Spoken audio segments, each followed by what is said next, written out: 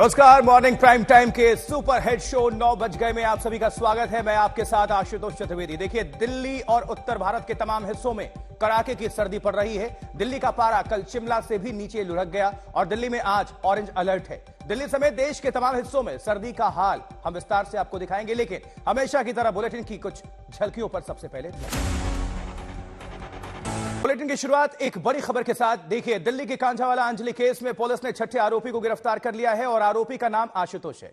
जिस Baleno car से अंजलि को घसीटा गया वो आशुतोष की थी और पुलिस के मुताबिक आशुतोष ने अपनी कार अमित को दे दी। हादसे के वक्त अमित ही कार चला रहा था, लेकिन आशुतोष ने पुलिस से यह बात छुपाई। इस बीच एक वीडियो भी सामने आया है और अंजलि के एक्सीडेंट के करीब 2 घंटे बाद एक आरोपी आशुतोष के घर चाबी देने पहुंचता है और सीसीटीवी में उस वक्त सुबह के 4:07 का वक्त दिखा रहा है।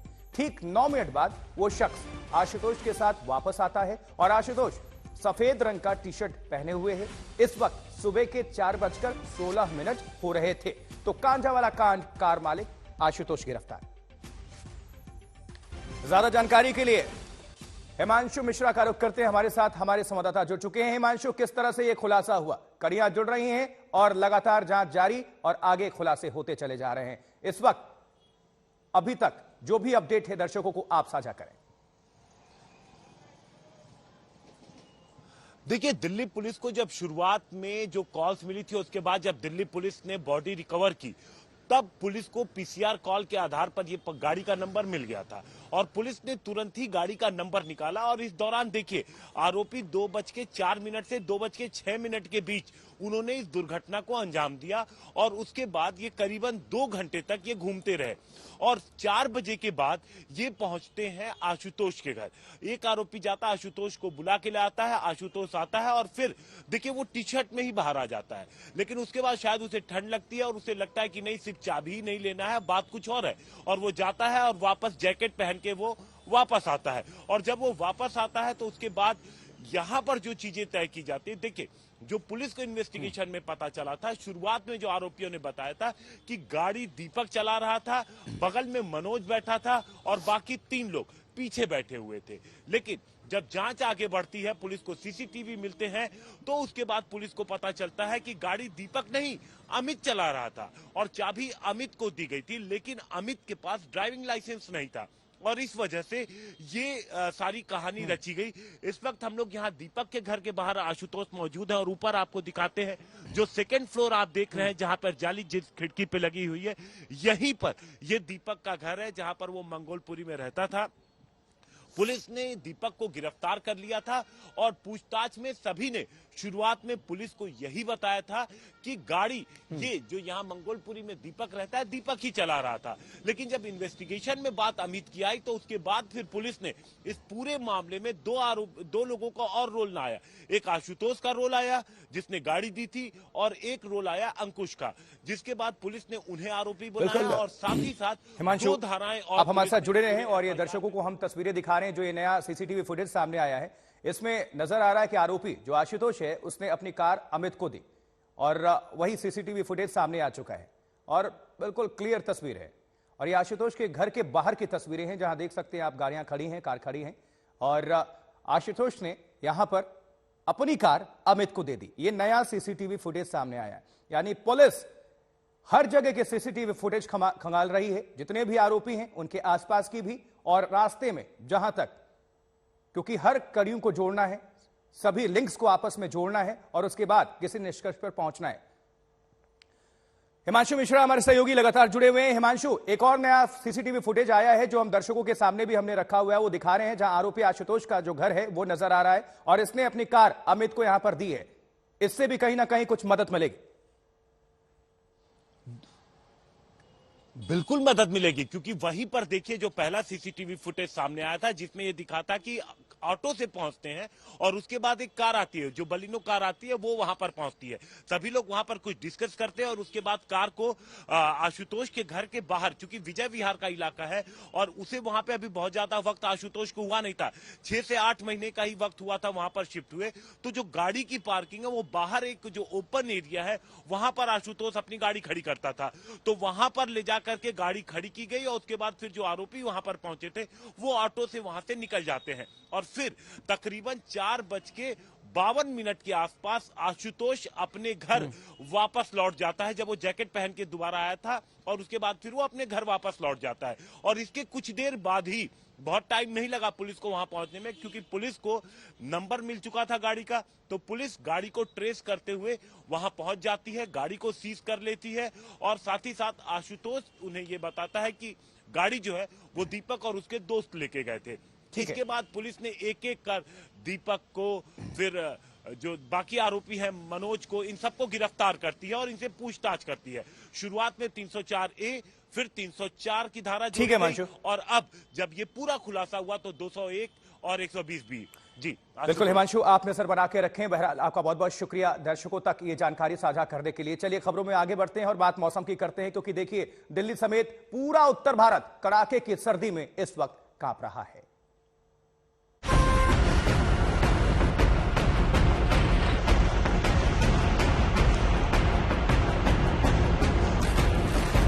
जब ज्यादातर लोग रजाई के अंदर घुस के चैन से सो रहे हैं, तब दिल्ली पुलिस तैनात है।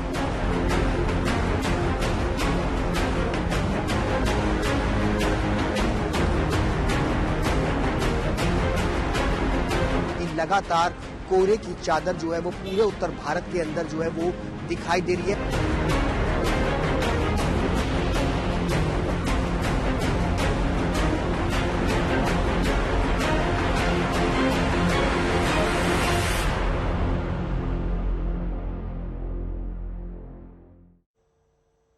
जी हां, तो लगभग पूरा उत्तर भारत कड़ाके की सर्दी से ठिठुर रहा है इस वक्त। दिल्ली में कल पारा लुढ़ककर 2.2 डिग्री तक जा पहुंचा, और कल दिल्ली का तापमान शिमला और कई हिल स्टेशन से भी कम था। जी हां, अंदाजा लगाइए सर्दी का। उत्तर भारत के तमाम इलाकों में सर्दी से जंग चल रही है। उत्तर प्रदेश, बिहार, राजस्थान, मध्य प्रदेश, जम्मू कश्मीर, हरियाणा, पंजाब, तमाम सूबे इस वक्त ठिठुर रहे हैं, और अलग अलग शहरों का हाल भी आपको दिखाएंगे। लेकिन देखिए, ये जो इस वक्त आपके स्क्रीन पर हमने 12 तस्वीरों को रखा है देश के अलग अलग हिस्सों से। इनमें कौन कौन से हैं देखिए। दिल्ली, गाजियाबाद, गोरखपुर, प्रयागराज, भोपाल, पटना, श्रीनगर, माउंट आबू, राजस्थान, लुधियाना, बठिंडा, अमरावती, उधम सिंह नगर। एक जैसा ही हाल है, सर्दी से लोगों का हाल बेहाल है। शुरुआत करते हैं इस वक्त दिल्ली की खबरों के साथ, नजर डालें।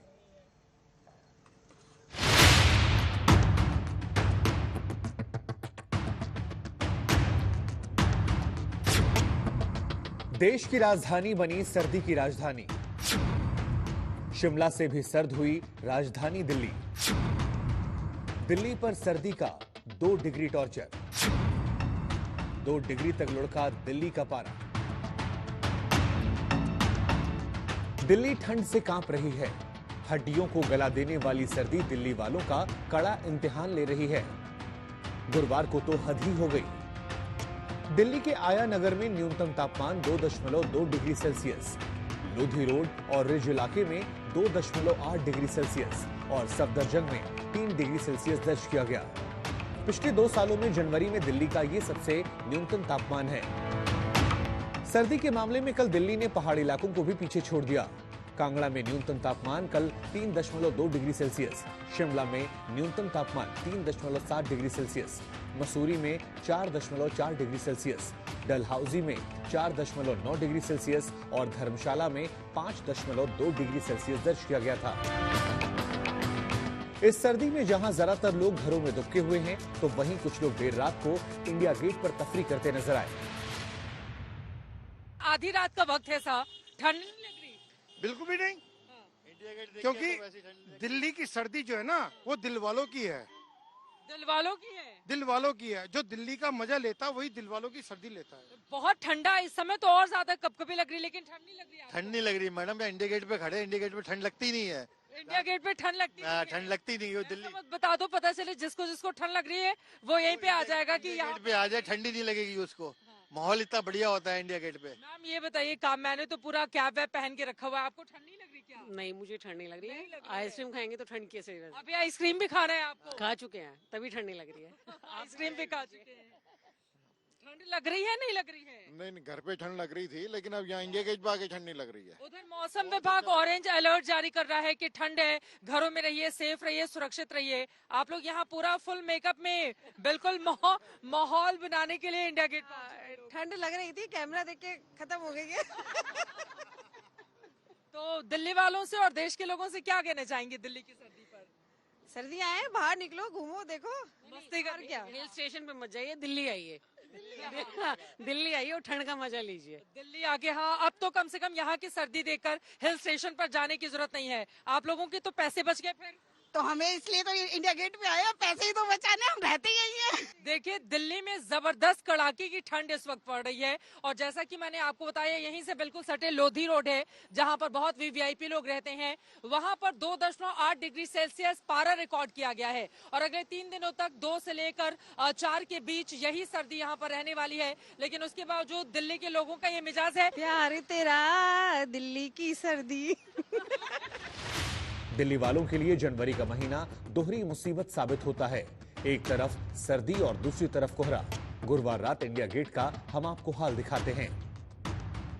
राजधानी दिल्ली में कर्तव्य पथ पर इस वक्त मेरी मौजूदगी है, लेकिन मेरे पीछे अगर आप देखेंगे तो पूरी तरह से घने कोहरे की चादर से पूरी की पूरी सड़क इस वक्त ढकी हुई है। मेरे बाईं तरफ पीछे संसद भवन है और दोनों ही तरफ नॉर्थ ब्लॉक और साउथ ब्लॉक है और भीड़भाड़ वाला ये हिस्सा। लेकिन आपको बताते चलें कि अभी रिपब्लिक डे परेड की वजह से अभी चारों तरफ बैरिकेडिंग करके रखी गई है, इसलिए सन्नाटा आपको इस सड़क पर दिखाई दे रहा है। लेकिन पीछे की तस्वीरें आपको दिखाना चाहेंगे। बिल्कुल सीधे जाने पर राष्ट्रपति भवन पड़ता है, लेकिन पीछे कुछ भी नजर नहीं आ रहा है। सड़क के दोनों तरफ जो लाइट्स लगी हुई हैं, सिर्फ वही लाइट ही आपको नजर आ रही है। कुल मिलाकर राजधानी दिल्ली के हर हिस्से में यही हाल है। मेरे पीछे इंडिया गेट है।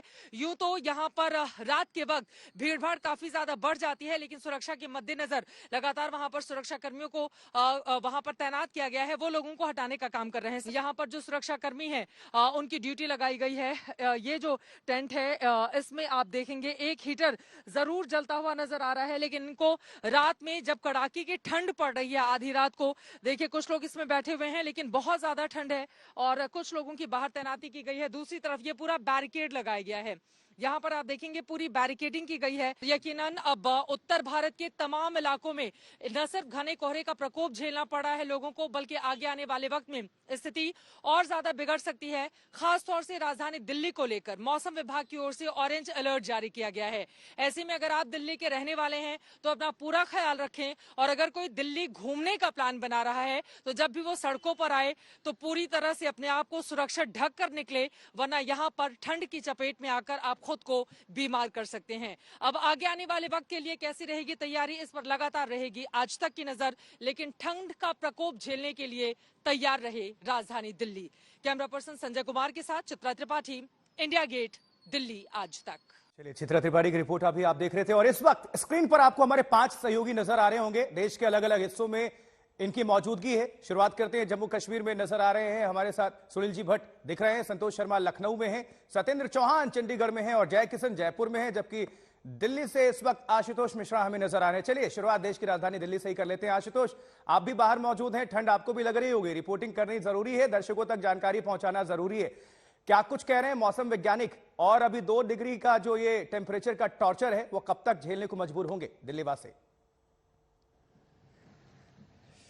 ये कम से कम अगले 3 दिनों तक राहत नहीं है और सफदरजंग में जो है वो लगभग 4 डिग्री माफ कीजिएगा यहाँ दर्ज हुआ है और इसके आगे जबकि साउथ दिल्ली में एक जगह जहाँ पर दूसरी पॉइंट पे दर्ज किया जाता है वहां 2 डिग्री तक पहुंच गया है। और इस समय हाथ पैर अगर कांप ना रहे होते तो उन्हें जेब में ऐसे रखने की जरूरत नहीं पड़ती है कि मानिए गाड़ी में हीटर चला के बाहर निकलने का दिल नहीं करेगा। लेकिन हाँ, आप इंडिया गेट पर जाते हैं तो एक तो घने कोहरे की चादर, यानी मैं जहाँ पीछे खड़ा हूँ ठीक उसी जगह पे जहाँ चित्रा रात को रिपोर्ट कर रही थी, अगर आप देखिए तो यहाँ से ज्यादा दूर है नहीं राष्ट्रपति भवन, लेकिन इस समय आपको वो ओझल दिखाई देगा, आंखों के सामने नहीं है। फिलहाल चूंकि 26 जनवरी का पर्व आने वाला है इसीलिए तमाम सारे बंदोबस्त यहाँ पर हैं, लोग ड्यूटी कर रहे हैं, बहुत कम मात्रा में सैलानी घूम रहे हैं, लेकिन हाँ ठंड बहुत ज्यादा है और इसीलिए हम भी ये कह रहे हैं कि अगर आप निकल रहे हैं बाहर तो कम से कम ख्याल जरूर रखें, खुद को पैक करके रखें। बिल्कुल आप भी ध्यान रखें और सर्दी निश्चित तौर पर बहुत ज्यादा है और चूंकि 5 सहयोगी है तो जल्दी जल्दी हमें रुक करना पड़ेगा। अब चलते हैं हम सीधे जम्मू कश्मीर और लेकिन उसके पहले हम आपको बता दें चूंकि कड़ाके की सर्दी पड़ रही है और दिल्ली पुलिस के जवान भी अपनी ड्यूटी पर मुस्तैद हैं। एक रिपोर्ट जरा दर्शकों को यानी कि आप सभी को दिखा देते हैं, फिर सभी सहयोगियों का रुख करेंगे। नजर डालें।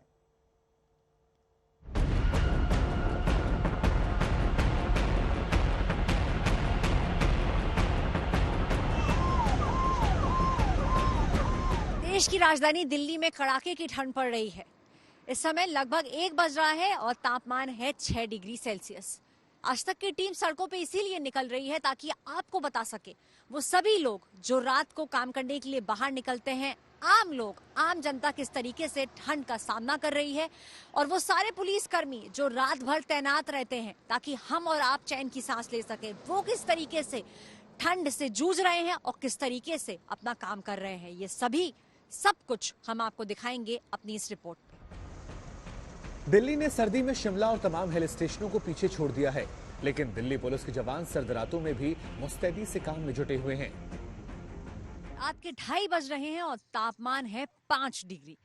जब ज्यादातर लोग रजाई के अंदर घुस के चैन से सो रहे हैं, तब दिल्ली पुलिस तैनात है। मैं जिस जगह खड़ी हूँ ये वीआईपी जोन है। एक तरफ है इंडिया गेट तो दूसरी तरफ है राष्ट्रपति भवन। कुछ नजर नहीं आ रहा है क्योंकि कोहरा इतना ज्यादा है। पीछे जो चेकिंग चल रही है ये दिल्ली पुलिस के लोग यहाँ पे कर रहे हैं। ठंड बहुत ज्यादा है, लेकिन इसके बावजूद वो अपना काम पूरी शिद्दत से किए जा रहे हैं। इन सर्द रातों में दिल्ली पुलिस के जवानों के लिए गर्मा गर्म चाय और अलाव एक बड़ा सहारा होता है।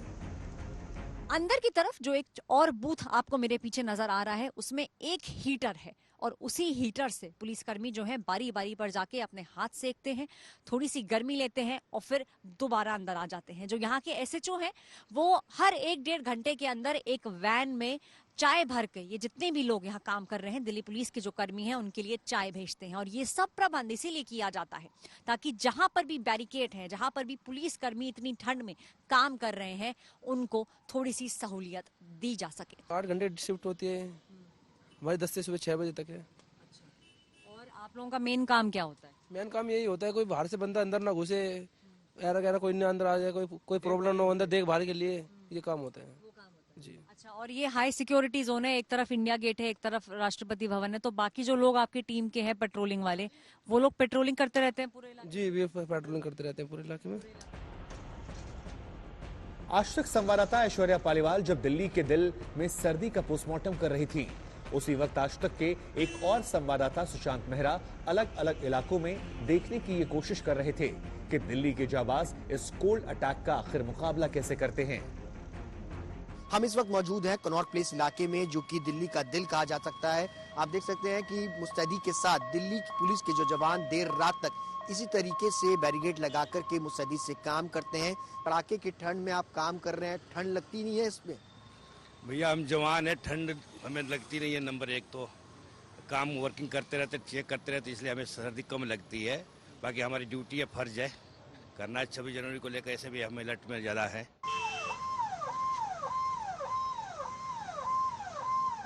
हमारे अफसरों की तरफ से चाय की व्यवस्था की गई है।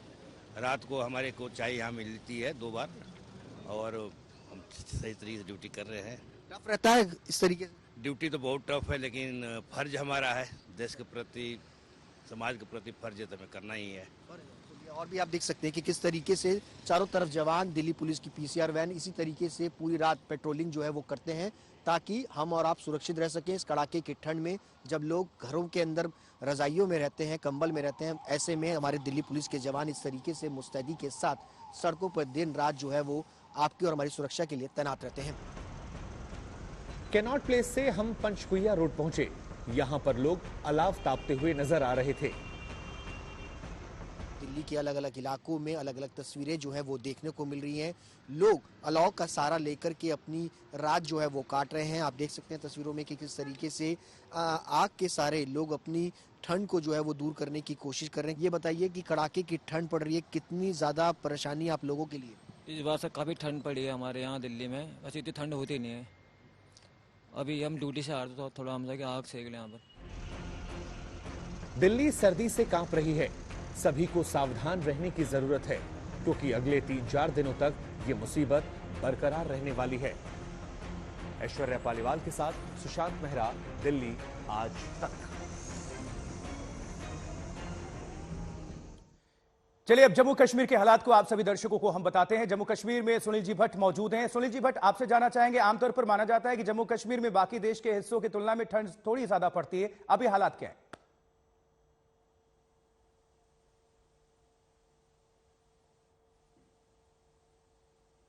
देखें तो ठंड काफी ज्यादा है और यहाँ पर खड़े रहना भी काफी ज्यादा इस समय कठिन है और सुबह से ही यहाँ पर घना कोहरा कठिन है और सुबह से ही यहाँ पर घना कोहरा है। आप देख सकते हैं, मैं कैमरा पर्सन से भी कहूंगा आपको तस्वीरें दिखाएं। ये देखिए यहाँ पर जम्मू शहर की ये तस्वीरें हैं और जो आसपास के इलाके हैं वो बिल्कुल साफ तौर पर दिखाई नहीं दे रहे क्योंकि कोहरे की घनी चादर ने पूरे शहर को लपेटा हुआ है। और अगर हम जम्मू संभाग की बात करें तो समूचे जम्मू संभाग में चाहे पहाड़ी क्षेत्र हो, मैदानी इलाके हो, सभी जगह पर जो है ठंड काफी ज्यादा है। लोग ठंड से ठिठुर रहे हैं और इससे सामान्य जनजीवन जो है वो भी काफी ज्यादा प्रभावित हुआ है क्योंकि लोगों को दिनचर्या के जो अमूमन जो कार्य करने होते हैं उनमें काफी ज्यादा कठिनाई हो रही है। कश्मीर घाटी में तो ठंड का प्रकोप काफी अधिक है। वहां पर रात का जो तापमान है वो 0 से नीचे चला जाता है जिससे लोगों को भी काफी कठिनाई होती है। लेकिन पर्यटकों के लिए ये बहुत अच्छी खबर है क्योंकि पर्यटक इस मौसम का आनंद ले रहे हैं और जो पर्यटक स्थल है यहाँ पर चाहे जम्मू संभाग में हो, कश्मीर घाटी में हो, वहाँ पर्यटक भारी संख्या में आ रहे हैं और इस मौसम का आनंद ले रहे हैं। और आशुतोष मैं आपको बता दूं यहाँ जम्मू संभाग में जो स्कूल हैं उनकी सर्दियों की छुट्टी यहाँ पर समर जोन में जो है बढ़ा दी गई है। अब 7 तारीख तक यानी ठीक है सुनील जी, आप नजर बनाकर रखें। जल्दी से हम उत्तर प्रदेश की राजधानी लखनऊ अब दर्शकों के लिए चलते हैं। वहां से संतोष शर्मा हमें ज्वाइन कर रहे हैं। संतोष, लखनऊ में भी हालात क्या है? सर्दी का सितम कितना देखने को मिल रहा है?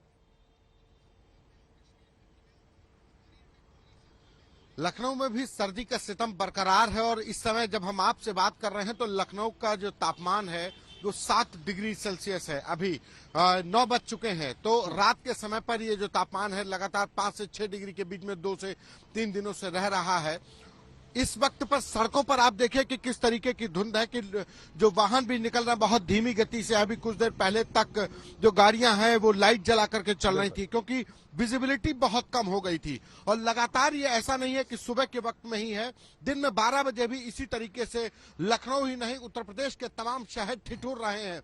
लोग मजबूरीवश जिनको जरूरी काम से बाहर निकलना पड़ रहा है वो ही बाहर निकल रहे हैं और यह जो हालात दिल्ली के थे उससे कमोबेश वैसे ही हालात लखनऊ और उत्तर प्रदेश के तमाम शहरों में भी नजर आ रहे हैं। जी ठीक है संतोष, बिल्कुल। अब चंडीगढ़ अब चलते हैं, सत्येंद्र चौहान की वहां पर मौजूदगी है। सत्येंद्र, आपसे जानना चाहेंगे चंडीगढ़ वासी और आसपास के लोग किस तरह से सर्दी का सामना कर रहे हैं? देखिए आशुतोष, एक तरफ घना कोहरा है, दूसरी तरफ शीतलहर, यानी कि एक कॉकटेल बना है। और चंडीगढ़ की अगर बात करें तो ये हरियाणा, पंजाब और हिमाचल तीनों राज्यों को कहीं ना कहीं टच करता है। अगर बात करें तो भटिंडा में फिलहाल 0 विजिबिलिटी है। ऐसे ही हरियाणा और पंजाब के कई शहर हैं जिनका तापमान फिलहाल शिमला से कम है, यानी कि शिमला से ज्यादा ठंडक हरियाणा और पंजाब में है इस समय।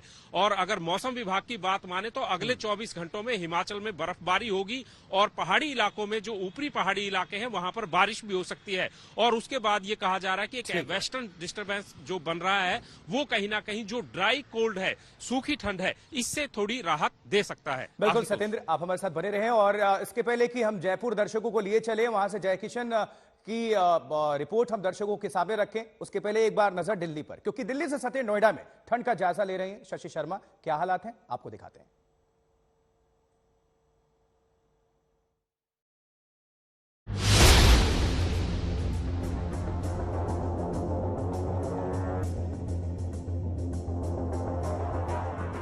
जब सर्दी कड़ाके की हो तो राहत की चंद चीजें जरूर याद आती हैं। जलता हुआ अलाव, गर्मा गर्म चाय और पराठे। तो बहुत ज्यादा सर्दी बढ़ चुकी है। आप अंदाजा लगा सकते हैं कि 3 डिग्री 4 डिग्री टेम्परेचर होने का मतलब क्या है। मतलब फ्रीजिंग कोल्ड है बाहर और उससे बचने के लिए एक जो बड़ा सहारा लोगों के लिए रहता है वो है अलाव। इसी तरह से आग जलाकर अलग अलग जगहों पर हमने कई सारे लोगों को देखा है। ये एकमात्र सहारा हम कह सकते हैं ठंड से बचने के लिए लोग इसका इस्तेमाल करते हैं। आप लोग सोसाइटी के अंदर क्यों नहीं है? मैं देख रही हूँ कि पेड़ के नीचे इतनी ठंड में सब लोग बाहर हैं। एक्चुअली हम जो सिक्योरिटी जॉब में है, इसलिए हम लोग अलाव का सहारा ले रहे हैं क्योंकि ठंड ज्यादा है। अंदर बैठेंगे तो हीटर चलाने पड़ेंगे क्योंकि वहाँ पर हीटर की व्यवस्था भी नहीं है हमारे पास, तो इसलिए हम अलाव के सहारे ही यहाँ पर सिक्योरिटी कर रहे हैं अपने लोगों। तो आप लोग रोज इसी तरह से अलाव जलाते हैं क्योंकि हाँ जी, सर्दियाँ तो लंबा रहने वाली है अभी। ऐसे ही कर रहे हैं जी, काफी टाइम से कर रहे हैं, जब तक रहेगा जब तक करते हैं। ज्यादा होने के कारण है तो मतलब थोड़ी राहत इससे मिलती है। राहत मिलती है जी, राहत है जी। कि कम से कम बीमार ना पड़े, आप बचे रहें और थोड़ी सी राहत मिले, क्योंकि मैं भी देख रही हूँ आपके पास आने के बाद थोड़ा सा जी जी, इससे राहत मिलती है, बहुत राहत मिल जाती है।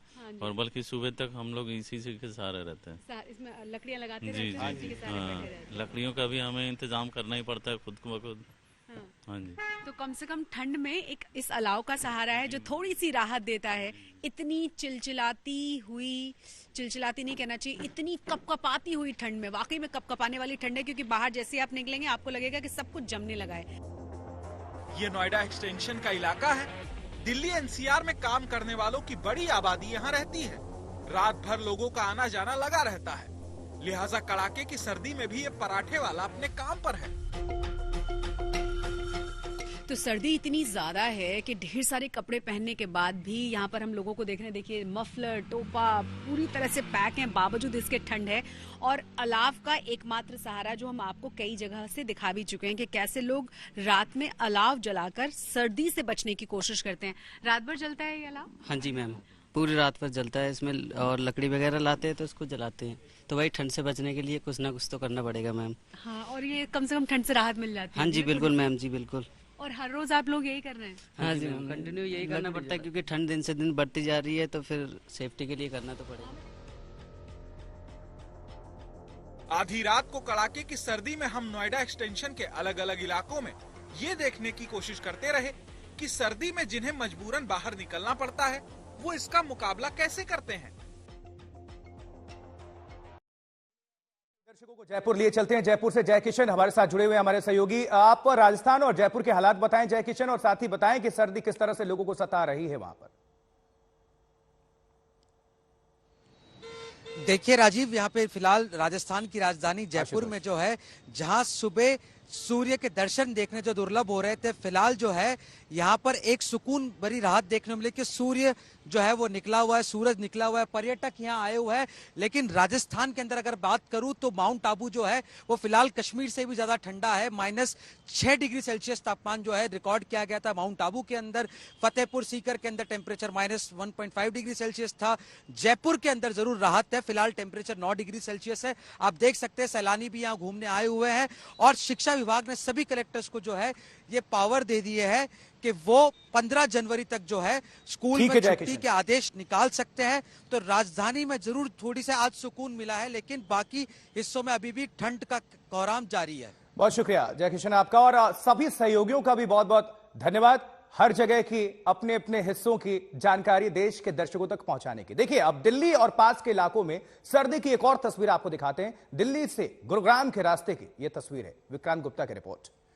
लेकिन दिल्ली एनसीआर पूरे अगर इलाके की बात कर ले तो सर्दी इस वक्त टॉर्चर कर रहा है। टेम्परेचर नीचे, पारा लुढ़कता जा रहा है, और यहां तक आपको हमारे सहयोगियों ने बताया कि किस तरह से शिमला से भी ज्यादा कई हिस्सों में, तो अभी देश के हिस्सों में सर्दी का सितम देखने को मिल रहा है, यानी शिमला अभी फेल है। और ये जो तस्वीर आप देख रहे हैं, सर्दी से किस तरह से सेरा दिल्ली एनसीआर का इलाका, उसी की एक पानगी है।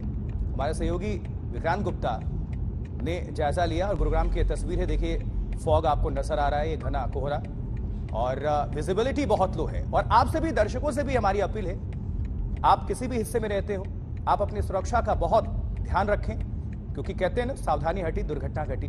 विजिबिलिटी इस वक्त लो है, कम है, कई इलाकों में घने कोहरे का असर देखने को मिल रहा है। इसलिए गाड़ी का जो स्पीड है उसको भी आप नॉर्मल रखें, कम रखें, औसत से भी कम रखें, क्योंकि आपका कंट्रोल ही बचाव है।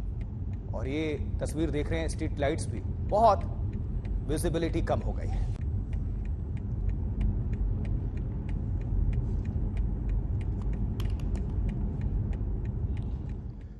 और इस बीच एक बड़ी खबर आ रही है मध्य प्रदेश के रीवा से। मध्य प्रदेश के रीवा में एक मंदिर से एक विमान टकरा गया और वहां ट्रेनी पायलट की मौत हो गई है।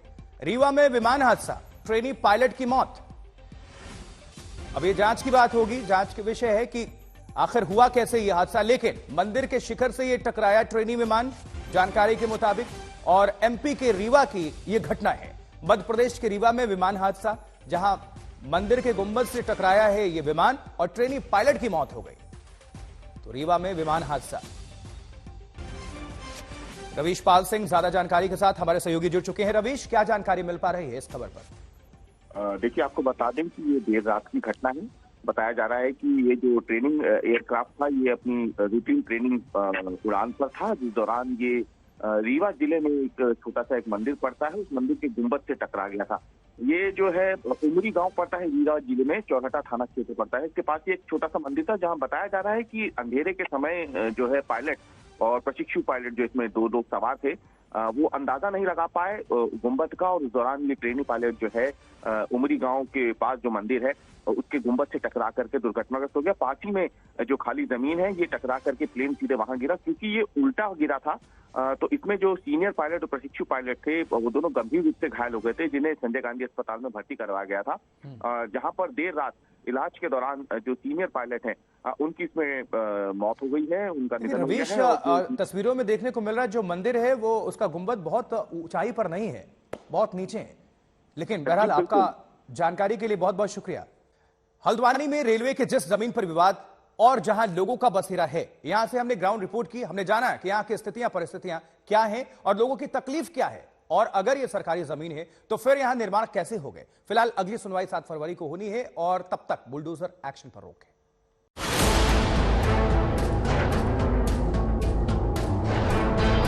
जिस जमीन को रेलवे अपना बता रही है, जहां करीब 50,000 लोगों की बस्ती को हटाने का आदेश हाईकोर्ट की ओर से आया था, उसकी एक तस्वीर ये भी है। ये पानी की टंकी जो आप देख रहे हैं बनभूलपुरा के इलाके में हल्द्वानी में बनी हुई है।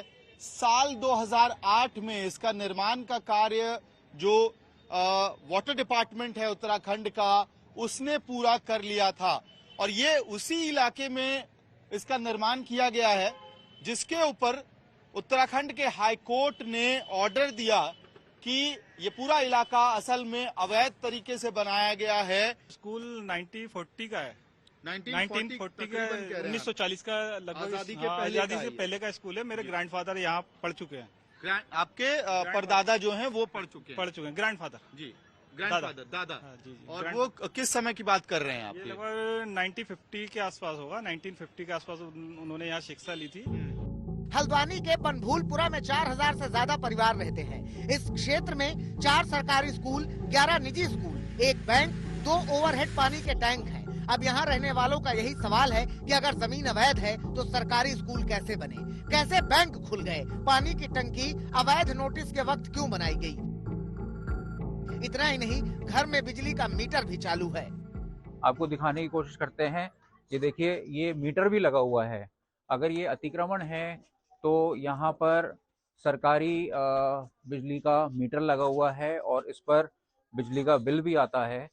यहाँ पर काफ़ी बच्चे भी मौजूद हैं जो स्कूल जाते हैं, और काफ़ी परिवार हैं जो कई समय से रह रहे हैं। यहाँ के स्थानीय लोगों से बातचीत करने की कोशिश करते हैं। साल बचपन से ही रह रहे हैं, हमारे बच्चे बड़े ही हो गए, और हमारे पिताजी भी ही थे। 50-60 साल करीब हो गए हमें यहाँ रहते थे। आज तक कभी कोई ऐसी दिक्कत नहीं आई। अभी 2007 से ही रेलवे करी, इससे पहले कोई दिक्कत नहीं थी, सब लोग फसला रहते थे। रेलवे के कर्मचारियों ने या रेलवे के अधिकारियों ने कभी आपको संपर्क नहीं किया कि आप पटरी के एकदम पास में रह रहे हैं, क्यों रह रहे हैं, कैसे घर बना दिया? कभी नहीं। ये सामने, आपके सामने से देखो, पटरी है, कोई दिक्कत नहीं है। और आज से नहीं मकान बने हुए, एक जमाने से मकान बने हुए। हल्द्वानी रेलवे स्टेशन के आसपास का ये इलाका करीब 2 किलोमीटर से भी ज्यादा के क्षेत्र को कवर करता है। इन इलाकों को गफूर बस्ती, ढोलक बस्ती और इंदिरा नगर के नाम से जाना जाता है। मेरे ठीक पीछे ये जो मकान आप देख रहे हैं, दरअसल इसी को लेकर लड़ाई सुप्रीम कोर्ट की दहलीज तक पहुंची हुई थी। ये पूरा का पूरा हिस्सा जिसको हटाने के लिए, बुलडोजर चलाने के लिए हाई कोर्ट की ओर से आदेश दिया गया था, लेकिन देश की सर्वोच्च अदालत ने, सुप्रीम कोर्ट ने इस पर रोक लगा दी है। हालांकि 7 फरवरी को जब अगली सुनवाई होगी तब क्या होगा ये देखना महत्वपूर्ण रहेगा। लेकिन यहाँ पर पीछे की तरफ ये जितने भी मकान आप देख पा रहे हैं, इन सभी पर बुलडोजर चलाने के आदेश दिए गए थे। एक बड़ा इलाका रेलवे लाइन के बगल में बसा हुआ है, जिससे निकली हुई सकरी गलियां न जाने कितने घरों से जुड़ती हैं, जहां कई सालों से परिवार वाले रह रहे हैं। कहीं हमें सरकार, ऐसा मोदी है तो सबकी दया कर रहा, हमारे भी बस्ती के लिए हमारी काली पन्नी हटा दिए। पहले हमें कहीं बिठा दो, बाद में हमें कहीं भगा दो। हमारा कहना यही है, हम गरीब आदमी है, गरीब बस्ती के 50 साल से पड़े हैं, हमारे लिए ईंट नहीं, हमारे लिए जमीन नहीं, जगह नहीं, हम आपसे क्या कसूर हमारी है। हमारे राशन कार्ड है, आधार कार्ड है, स्मार्ट कार्ड, दुनिया का हमारा सामान बना हुआ। जहन में क्या है आप? जहन में हमारे इतनी जगह मिल जाए, जहन हमें मिल गई बस। और जब जहन में हमें जगह ही नहीं मिल रही, छत नहीं मिल रही, तो हम लोग कहाँ जाएं पहले? क्या सोच रहे हैं अभी आप? सोच यही रहे कि कहीं बैठा दे बस। इतना हमसे आता है कि सरकार के हम पाए लागते हैं, हाथ जोड़ते हैं। बताया जाता है कि आजादी के पहले इस हिस्से में बगीचे, लकड़ी के गोदाम और कारखाने थे। इनमें उत्तर प्रदेश के रामपुर, मुरादाबाद और बरेली के अल्पसंख्यक समाज के लोग काम करते थे। धीरे धीरे वो यहाँ बसते गए और रेलवे की 29 एकड़ जमीन पर कब्जा हो गया। छोटे छोटे बच्चे हैं, वही खाना कमाना है, कोई टुक टुक चला रहा है, कोई रक्षा चला रहा है, अपना गुजर बसर कर रहे हैं। कितने लोग रहते हैं आपके साथ यहाँ पर? इसमें तो बहुत लोग रहते हैं, कम से कम 20 नहीं 50 परिवार अंदर। देख कितना तखत पड़ा हुआ है, हम लोग बहुत रहते हैं यहाँ। हमारे परिवार जिठानी दौरानी, सब हमारी जिठानी दौरानी परिवार हम लोग यहाँ बहुत रहते हैं। छोटी छोटी जगह है, वो भी हमारी हमारी हमारी पढ़ाई छूट जाएगी तो तोड़ फोड़ होगी। कौन से स्कूल में पढ़ते हो? मैं संता आश्रम।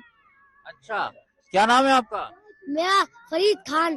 कौन सी क्लास में हो? मैं 1 पे। क्या बनना चाहते हो बड़े होके? मैं पुलिस बनूंगा। रेलवे ने समाचार पत्रों के जरिए नोटिस जारी कर अतिक्रमण करने वालों को 1 हफ्ते के अंदर यानी 9 जनवरी तक कब्जा हटाने को कहा। रेलवे और जिला प्रशासन ने ऐसा न करने पर मकानों को तोड़ने की चेतावनी दी, जिसके बाद प्रदर्शन तेज हुआ, जिस पर सुप्रीम कोर्ट ने यहाँ के लोगों को थोड़ी राहत दी है। चित्रा त्रिपाठी और अंकित शर्मा के साथ अमित भारद्वाज, हल्द्वानी, आज तक। जोशीमठ धंस रहा है, ये सवाल इसलिए क्योंकि बद्रीनाथ धाम से मात्र 50 किलोमीटर दूर जोशीमठ में एक बड़े इलाके में लोगों के घरों, दीवारों और सड़कों पर बड़ी बड़ी दरारें पड़ रही हैं। पहाड़ के रास्ते लगातार कीचड़ निकल रहा है और लोगों के आशियाने पर संकट आया तो कई परिवारों को पलायन के लिए मजबूर होना पड़ा।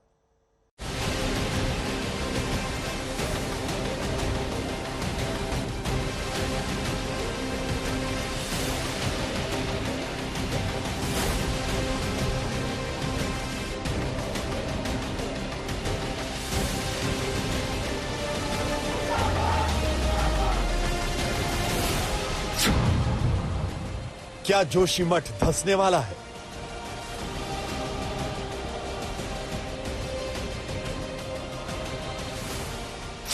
लोगों पर आई पहाड़ तोड़ मुसीबत।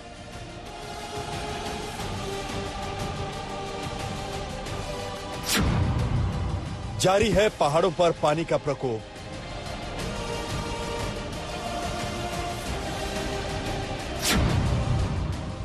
घरों में दरारें बढ़ रही हैं।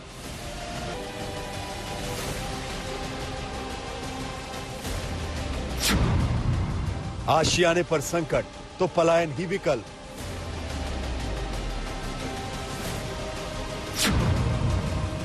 कुदरत की मार या पहाड़ पर विकास का साइड इफेक्ट।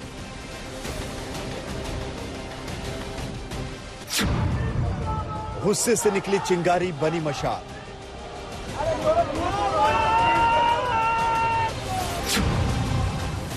एनटीपीसी जल विद्युत परियोजना का विरोध। लगातार लैंडस्लाइड से कई रास्ते बंद। मनोर बाग का इलाका जो है कि यहाँ पे भू धसाव की घटना बढ़ती जा रही है और लोग दहशत में हैं। फिर से बड़ा भू धसाव देखने को मिल रहा है। यहाँ पे देख सकते हैं ये बद्रीनाथ राष्ट्रीय राजमार्ग 58 है जो कल रात अचानक से यहाँ पे पूरी तरह से धंस चुका है। एशिया की सबसे लंबी रोपवे बंद।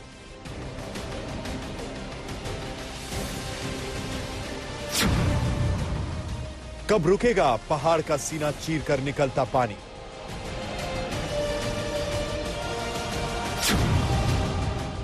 दीवारें कब तक उगलेंगी कीचड़?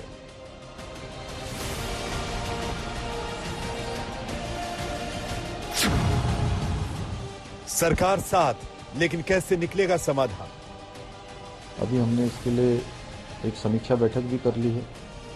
आपदा प्रबंधन विभाग को पूरी तरह से अलर्ट कर दिया है, जिलाधिकारी को। मुश्किल में जान, पहाड़ पर त्राहिमाम।